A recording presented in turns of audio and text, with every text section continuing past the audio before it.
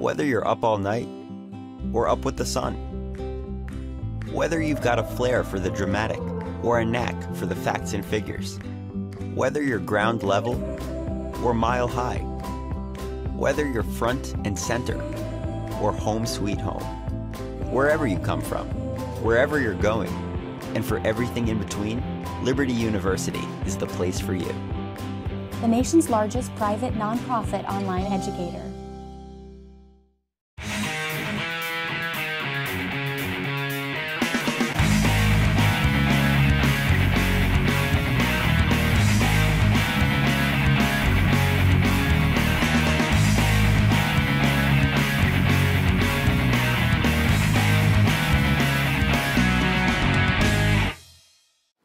Hello everyone, Chi Mai speaking. I'm studying at 11AD1 of Leopold High School for the Gifted. I'm here today to talk about a topic that many people are very interested in. It is love. Love is considered the most suitable word to describe your affection to others. When we mention the word love, many people tend to think about the feeling for somebody that you are sexually attracted to. To be honest, it is something more precious. It is not always about lovers. By talking about this, I'd like to express my expectation with a topic, what is love in smaller things? First, I want to begin by looking at the meaning of these two words. What is smaller thing? Is it something unimportant, commonplace, or not worth thinking about? Not really. Smaller thing is the thing that is very close to our life, such as the kind behavior between human beings. It happens every day. We see it coming across it so many times that sometimes we don't even notice it. How about greatest love? Does it have to be as beautiful as though in fairy tales where a prince marries a princess and they live together happily ever after? No, greatest love can be found in almost everywhere, as long as you are dedicated and devoted to what you are doing for people around you. Anyway, sometimes we misunderstand the words that it leads to our wrongdoings. Many young people nowadays are so busy finding the love of their life that they have wrong idea about real love.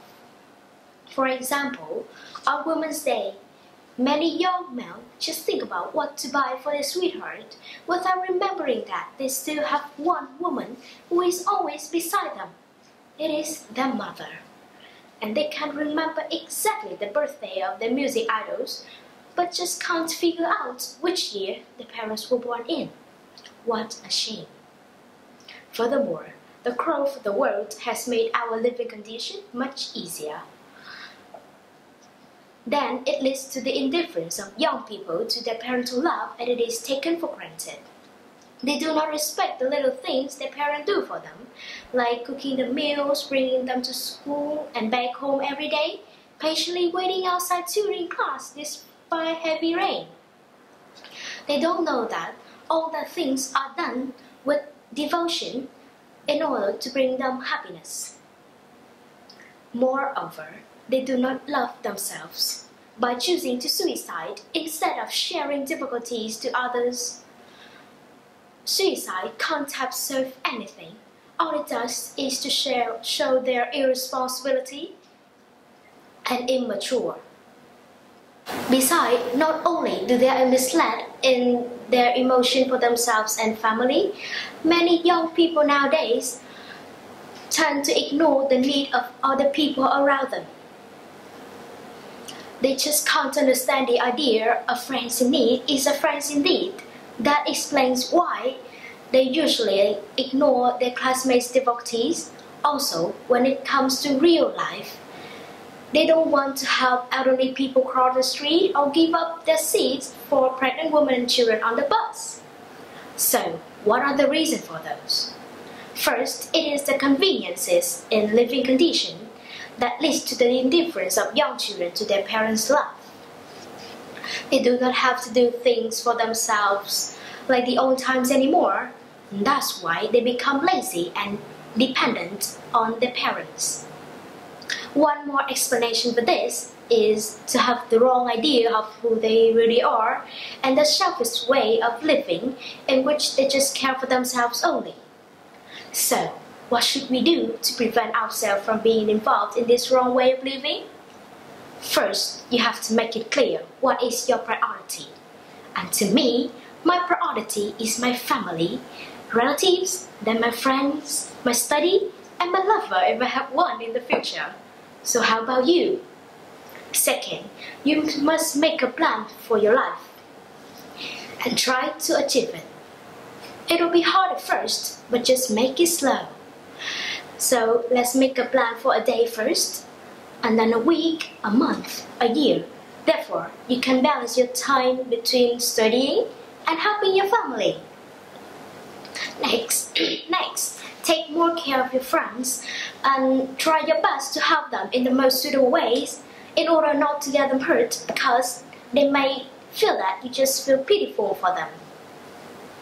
Moreover, involving in social activities like raising funds, visiting the orphanage to sympathize with those children there who may not even know what their parents look like will help you appreciate what you are having now. And let's learn to love little things around you, like the beauty of the flowers, the fresh air in the early morning, the happy voice of your family members. By doing so, you will love this life and yourself more. And last but not least, be optimistic, and you must have a friend to share your sadness with. And to me, my best friend is my mother. Although we have trouble due to our difference in our age, but it doesn't matter at all. After all difficulties I've been through in my life, she's still the one who will always be there when no one else does.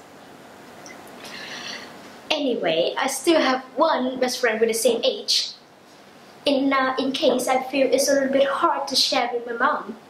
And I think that you should have at least one for your own too, because a friend is like a rainbow. They brighten your life when you've been through a storm. To sum up, love is something that you have to learn to get it right. And it is very important to notice all the things happening around you, no matter how small and usual it is. Because just a small action may change one's life.